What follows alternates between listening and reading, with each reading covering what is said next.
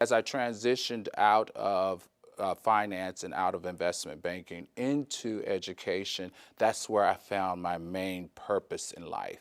And I would say that that transition, if I'm honest, saved my life. Now, I started out on Wall Street.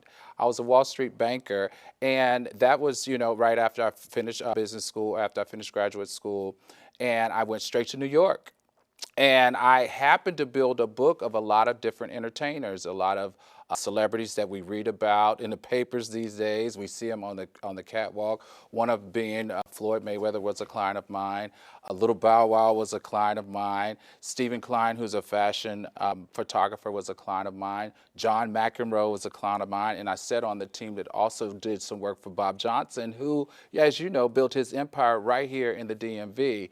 So as I transitioned into marrying into entertainment after managing entertainers' money, as you know, I was in that kind of like took my celebrity to a whole new level and kind of exposed my life in a different way, like you said, internationally, because at that time, she was probably, behind Oprah, one of the most influential black women on television, and especially on a major network. Of course, that came with a whole host of trauma, but as I transitioned out of finance and out of investment banking into education, that's where I found my main purpose in life.